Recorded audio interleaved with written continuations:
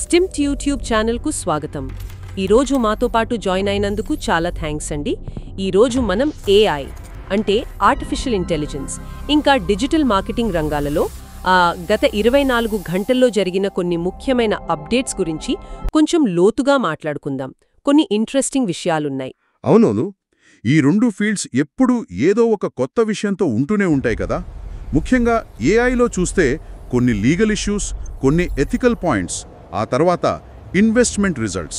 Correct. అలాగే digital మార్కెటింగ్లో కూడా Google, meta లాంటి పెద్ద ప్లాట్ఫామ్స్ నుంచి కొత్త టూల్స్ వచ్చాయి. ఇండియాకి స్పెసిఫిక్గా కొన్ని గైడ్స్ కూడా రిలీజ్ అయ్యాయి. సో చాలా విషయాలున్నాయి డిస్కస్ చేయడానికి. అవును. సరే, అయితే మొదటి వార్తతో స్టార్ట్ చేద్దామా? న్యూస్ 1. ఎలన్ మస్క్ కంపెనీ ఉంది కదా, XAI, వాళ్ళు యాపిల్, ఓపెన్ ఏఐల మీద టెక్సాస్ ఫెడరల్ కోర్టులో కేసు వేశారు. ఓ, ఈ యాప్ స్టోర్ ఫేవరెటిజం చూపిస్తున్నారు, ఏఐ మార్కెట్లో కాంపిటీషన్ లేకుండా చేస్తున్నారని ఆరోపణ.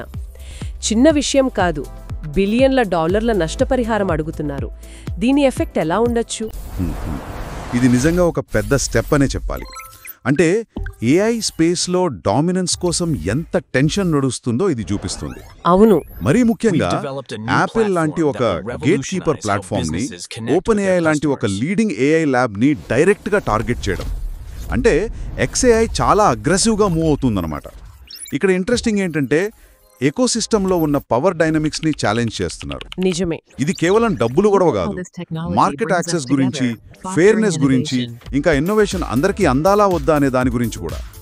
యాంటీ ట్రస్ట్ రెగ్యులేటర్లు కూడా దీన్ని చాలా క్లోజ్గా చూస్తారు అనుకుంటున్నాను.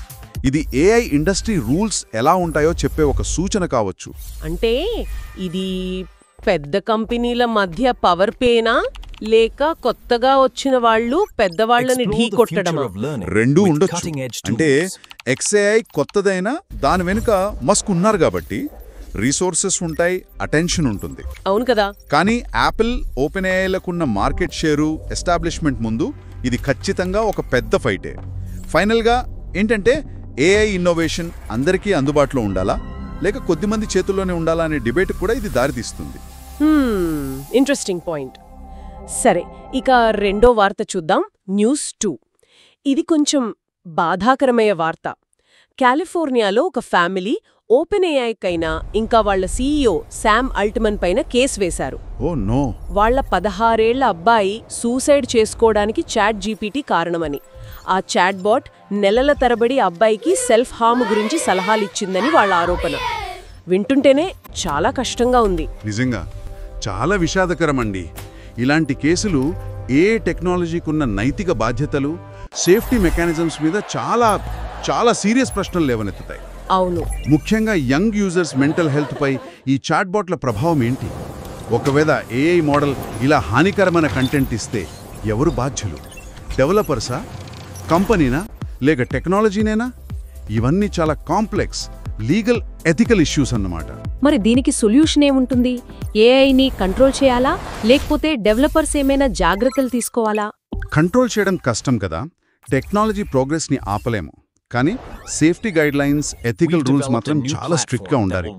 ముఖ్యంగా మైనర్స్తో, వల్నరబుల్ గ్రూప్స్తో ఇంటరాక్ట్ అయ్యేటప్పుడు ఏఐ ఎలా బిహేవ్ చేయాలో కంట్రోల్ చేయడానికి స్ట్రాంగ్ గార్డ్ రైల్స్ పెట్టాలి.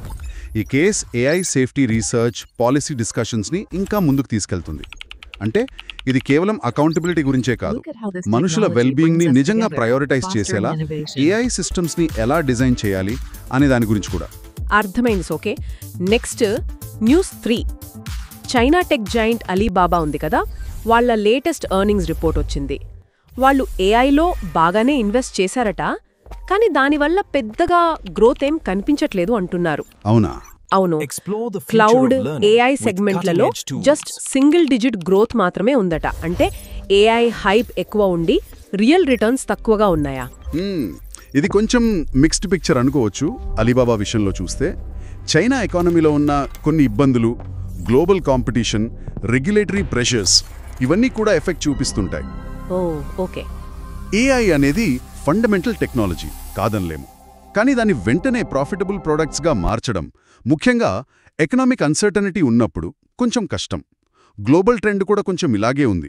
చాలా కంపెనీలు ఏఐ R&Dలో బిలియన్లు పెడుతున్నాయి, కానీ షార్ట్ టర్మ్ రెవెన్యూ ఇంపాక్ట్ మాత్రం స్లోగా ఉంది. అవును.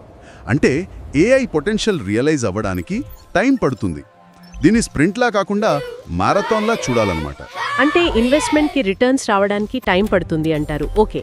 ఇక 4వ వార్త న్యూస్ 4. ఇది అమెరికా నుంచి. First lady Melania Trump students కోసం ఒక కొత్త కాంపిటీషన్ లాంచ్ చేశారట.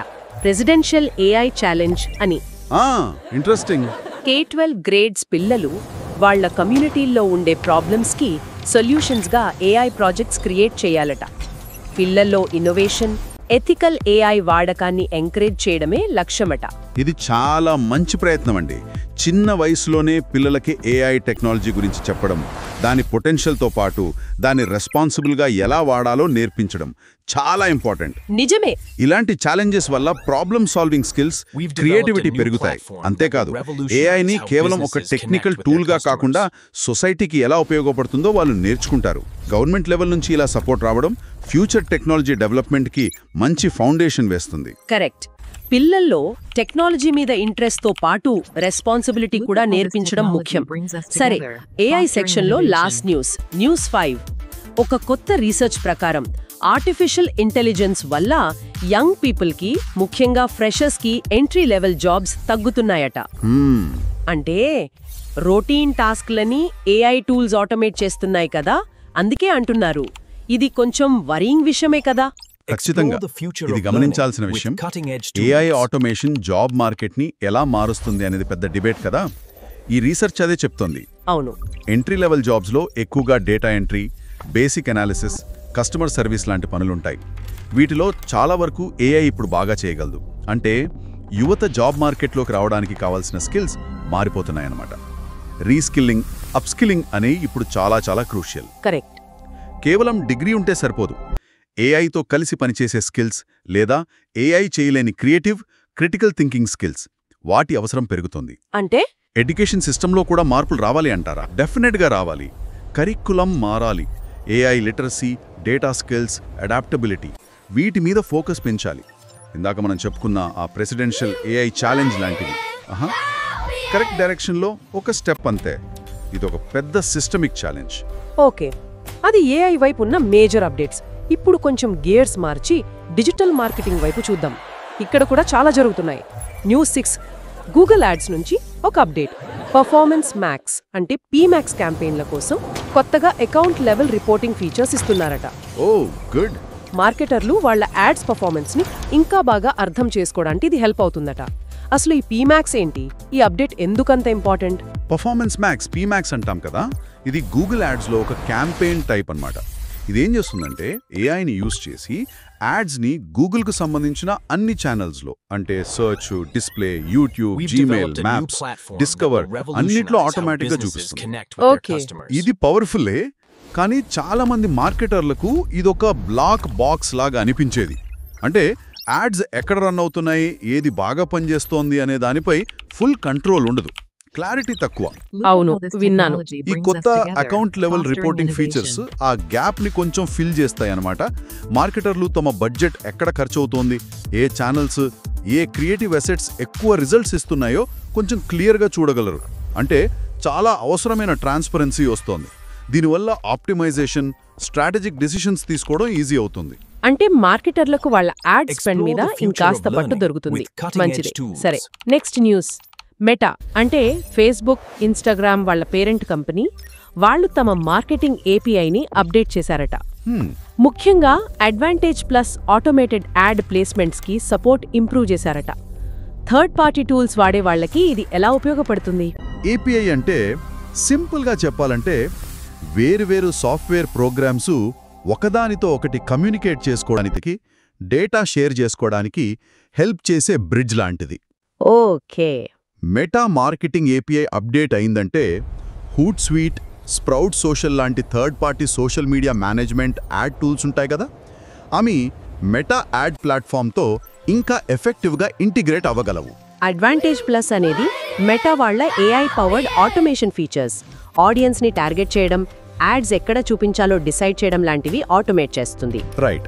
ఈ అప్డేట్ వల్ల ఆ థర్డ్ పార్టీ టూల్స్ నుంచే ఈ అడ్వాంటేజ్ ప్లస్ ఫీచర్స్ని ఇంకా బెటర్గా వాడుకోవచ్చు అన్నమాట. ఇది యాడ్ మేనేజ్మెంట్ ప్రాసెస్ని సింప్లిఫై చేస్తుంది, క్యాంపెయిన్ పర్ఫార్మెన్స్ ROI అంటే రిటర్న్ ఆన్ ఇన్వెస్ట్మెంట్ని ఇంప్రూవ్ చేసే ఛాన్స్ ఉంది. ఏజెన్సీలకు, చాలా యాడ్ అకౌంట్స్ మేనేజ్ చేసే బ్రాండ్లకి ఇది బాగా హెల్ప్ఫుల్. గూగుల్ నుంచి గూగుల్ యాడ్స్ మర్చెంట్ సెంటర్లో వాళ్ళ లాయల్టీ ప్రోగ్రాంలని డైరెక్ట్గా సెర్చ్ రిజల్ట్స్లోనే చూపించుకునే ఫీచర్ తెచ్చారట. ఇది కస్టమర్లను ఎలా అట్రాక్ట్ చేస్తుంది? ఇది కస్టమర్ లాయల్టీ రిటెన్షన్ స్ట్రాటజీస్కి చాలా స్మార్ట్ మూవ్ అండి. చాలా మంది ఆన్లైన్లో కొనే ముందు డీల్స్, డిస్కౌంట్స్, లాయల్టీ పాయింట్స్ లాంటివి చూస్తారు కదా. అవును, చూస్తారు. ఇప్పుడు రీటైలర్లు వాళ్ళ లాయల్టీ ప్రోగ్రామ్ బెనిఫిట్స్ని, ఉదాహరణకి ఈ కొనుగోలుతో 50 పాయింట్లు పొందండి లేదా మెంబర్స్కి ఫ్రీ షిప్పింగ్ లాంటివి గూగుల్ సెర్చ్ రిజల్ట్స్లోనే ప్రోడక్ట్ పక్కనే హైలైట్ చేయగలిగితే అది కస్టమర్కి వెంటనే కనిపిస్తుంది. ఓ అలాగా. ఇది వాళ్ళ పర్చేస్ డెసిషన్ని ఇన్ఫ్లుయెన్స్ చేయొచ్చు. ఆల్రెడీ ఆ స్టోర్ మెంబర్ అయితే మళ్ళీ కొనడానికి ఎంకరేజ్ చేస్తుంది, కొత్త కస్టమర్ అయితే సైన్ అప్ అవ్వడానికి ఇంట్రెస్ట్ చూపించొచ్చు. గూగుల్ చాలా తెలివిగా లాయల్టీని షాపింగ్ జర్నీలో ఇంటిగ్రేట్ చేసింది, సరిగ్గా కస్టమర్ ఆలోచించే టైంలో కనిపించేలా. ఇంట్రెస్టింగ్. కస్టమర్ని నిలుపుకోవడానికి మంచి టెక్నిక్ లాగే ఉంది. Next, News9. ఇది ఇండియా మార్కెట్కి చాలా రెలవెంట్ అనిపిస్తోంది. DS గ్రూప్, WPP మీడియా కలిసి డీకోడ్ అనే ఒక గైడ్ రిలీజ్ చేశారట. ఇండియాలో డిజిటల్ మార్కెటింగ్ కోసం వచ్చిన ఫస్ట్ కాంప్రహెన్సివ్ హ్యాండ్బుక్ అంటున్నారు. దీని స్పెషాలిటీ ఏంటి? ఇది చాలా వాల్యుబుల్ అయ్యే అవకాశం ఉంది. ఎందుకంటే ఇండియన్ డిజిటల్ ల్యాండ్స్కేప్ చాలా యునిక్ కదా, చాలా ఫాస్ట్గా మారుతోంది. అవును. ఇక్కడ consumer behaviour, language diversity, internet penetration, popular platforms అన్నీ గ్లోబల్ మార్కెట్స్తో పోలిస్తే వేరుగా ఉంటాయి. గ్లోబల్ స్ట్రాటజీస్ అన్నీ ఇక్కడ వర్కౌట్ అవ్వవు. కరెక్ట్. DS గ్రూప్ లాంటి పెద్ద ఇండియన్ కంపెనీ, WPP లాంటి గ్లోబల్ అడ్వర్టైజింగ్ జాయింట్ కలిసి ఇలాంటి లోకలైజ్డ్ హ్యాండ్బుక్ తెచ్చారంటే అందులో ఇండియన్ మార్కెట్కి స్పెసిఫిక్గా పనిచేసే టాక్టిక్స్, కేస్ స్టడీస్, ఇన్సైట్స్ ఉండే ఛాన్స్ ఎక్కువ. బ్రాండ్స్, మార్కెటర్స్ ఇండియాలో సక్సెస్ అవ్వడానికి ఇదొక ప్రాక్టికల్ రిసోర్స్ కావచ్చు. ఇలాంటి లోకలైజ్డ్ నాలెడ్జ్ షేరింగ్ చాలా ముఖ్యం ఇండియా లాంటి డైవర్స్ మార్కెట్లో. నిజమే, ఒకటే సైజ్ అందరికీ అనే అప్రోచ్ ఇండియాలో అస్సలు పనిచేయదు. సో ఈ గైడ్ చాలా మందికి యూజ్ అవ్వచ్చు. ఓకే, ఇక ఈరోజు లాస్ట్ న్యూస్. News10.com మీడియా అనే ఒక డిజిటల్ మార్కెటింగ్ ఏజెన్సీ వాళ్ళు AI టూల్స్ని హ్యూమన్ ఎక్స్పర్టీస్తో కలిపి వాడుతున్నామని అనౌన్స్ చేశారు. SEO, PPC, కంటెంట్ స్ట్రాటజీస్ లాంటి వాటిలో బెటర్ రిజల్ట్స్ కోసం ఈ హైబ్రిడ్ అప్రోచ్ ఫాలో అవుతున్నారట. ఇది కొత్త విషయం ఏం కాదు కదా, చాలా ఏజెన్సీలు ఇదే చేస్తున్నారుగా. అవును, ఇది కొత్త ట్రెండ్ కాకపోవచ్చు, కానీ ఇది ఇండస్ట్రీలో ఒక స్టాండర్డ్ ప్రాక్టీస్గా మారుతోందని చెప్పడానికి ఇదొక ఎగ్జాంపుల్. ఈ AI plus human model normal అయిపోతుంది. ఎందుకంటే రెండిటికీ వాటి స్ట్రెంగ్త్స్ ఉన్నాయి. AI టూల్స్ చాలా డేటాను అనలైజ్ చేయడంలో, ప్యాటర్న్స్ కనిపెట్టడంలో, రొటీన్ టాస్క్లను ఆటోమేట్ చేయడంలో చాలా fast, efficient. SEO, keyword research, PPC bidding optimisation, basic content generation ఇవన్నీ బాగా చేస్తాయి. రైట్. కానీ స్ట్రాటజిక్ డైరెక్షన్ ఇవ్వడం, క్రియేటివ్ ఐడియాస్ ఆలోచించడం, బ్రాండ్ వాయిస్ని అర్థం చేసుకోవడం, కస్టమర్ ఇమోషన్స్కి కనెక్ట్ అవ్వడం, ఎథికల్ జడ్జ్మెంట్స్ చేయడం, ఫైనల్ డెసిషన్స్ తీసుకోవడం, వీటన్నిటికీ హ్యూమన్ ఇంటెలిజెన్స్, ఎక్స్పీరియన్స్, ఇంట్యూషన్ కావాలి కదా. అవును, నిజమే. AI అనేది ఒక పవర్ఫుల్ కోపైలట్ లాంటిది, కానీ పైలట్ మాత్రం మనిషే. ఆ రెండిటి కలయికలోనే బెస్ట్ రిజల్ట్స్ వస్తాయి. AIని ఎఫిషియన్సీ కోసం, స్కేల్ కోసం వాడుకుంటూ humans strategic oversight, creative spark ఇవ్వడం, అదే కరెక్ట్ బ్లెండ్. పర్ఫెక్ట్గా చెప్పారు. AIని ఒక టూల్గా వాడుకుంటూ హ్యూమన్ స్ట్రాటజీతో గైడ్ చేయడమే బెస్ట్ అప్రోచ్ అన్నమాట. సో ఇవి ఈ రోజు మనం కవర్ చేసిన AI డిజిటల్ మార్కెటింగ్ అప్డేట్స్. చాలా విషయాలు డిస్కస్ చేశాం. Legal issues, ethical problems, economic effects, కొత్త టెక్నాలజీస్, స్ట్రాటజీస్. కరెక్ట్ అండి. ఈరోజు మన డిస్కషన్ నుంచి కొన్ని కీ థీమ్స్ కనిపిస్తున్నాయి. ఒకటి, AI డెవలప్మెంట్ ఎంత ఫాస్ట్గా ఉన్నా దాని సేఫ్టీ, ఎథిక్స్, అకౌంటబిలిటీ మీద చర్చలు ఇంకా స్టార్టింగ్ స్టేజెస్లోనే ఉన్నాయి. News2. 2, AIలో ఇన్వెస్ట్మెంట్లు బాగానే ఉన్నా వాటిని మానిటైజ్ చేయడం అంటే లాభాలుగా మార్చడం ఇంకా ఒక ఛాలెంజ్గానే ఉంది. News3. అవును. 3, జాబ్ మార్కెట్పై AI ప్రభావం చాలా రియల్, దానికి తగ్గట్టు మనం అడాప్ట్ అవ్వడం తప్పనిసరి. News5. 4, డిజిటల్ మార్కెటింగ్ టూల్స్ కంటిన్యూస్గా AIని ఇంటిగ్రేట్ చేసుకుంటూనే ఉన్నాయి, మార్కెటర్లకు కొత్త కేపబిలిటీస్ ఇస్తున్నాయి. News6, 7, 8. నిజమే. ఐదు, లోకలైజేషన్ అంటే స్థానిక మార్కెట్కి తగ్గట్టు చేయడం, ఇంకా హ్యూమన్ ఓవర్సైట్ ఇప్పటికీ చాలా చాలా కీలకం. న్యూస్ 9, 10. బాగా సమ్మరైజ్ చేశారు. ఈ ట్రెండ్స్ అన్నీ చూస్తుంటే అసలు టెక్నాలజీ మనని ఎక్కడికి తీసుకెళ్తోందో అనిపిస్తుంది. అవును, అదే మన శ్రోతలకు ఈ రోజు మనం వదిలి వెళ్తున్న ఆలోచన. మనం చూస్తున్న ఈ legal fights, ethical debates, technology advancements ఇవన్నీ కలిసి ఫ్యూచర్లో ఇంటెలిజెన్స్ అనే పదాన్ని మనమెలా అర్థం చేసుకుంటాం? ఆర్టిఫిషియల్ ఇంటెలిజెన్స్కి, హ్యూమన్ ఇంటెలిజెన్స్కి మధ్య గీత ఎక్కడ గీస్తాం? అవి ఎలా కలిసి పనిచేస్తాయి లేదా పోటీ పడతాయా? ఈ మారుతున్న టెక్నాలజీలు మన ఉద్యోగాలను, వ్యాపారాలనే కాదు, మనల్ని మన సమాజాన్ని అర్థం చేసుకునే విధానాన్ని కూడా ఎలా మార్చబోతున్నాయి? అది నిజంగా చాలా లోతుగా ఆలోచించాల్సిన ప్రశ్న. ఈరోజు ఈ విశ్లేషణలో మాతో పాటు సమయం గడిపినందుకు ధన్యవాదాలు. మరిన్ని లేటెస్ట్ టెక్ అప్డేట్స్, ఇలాంటి ఇన్సైట్ఫుల్ డిస్కషన్స్ కోసం స్టిమ్డ్ యూట్యూబ్ ఛానల్ని తప్పకుండా సబ్స్క్రైబ్ చేసుకోండి. రేపు మరిన్ని ఆసక్తికరమైన వార్తలతో మళ్ళీ కలుద్దాం.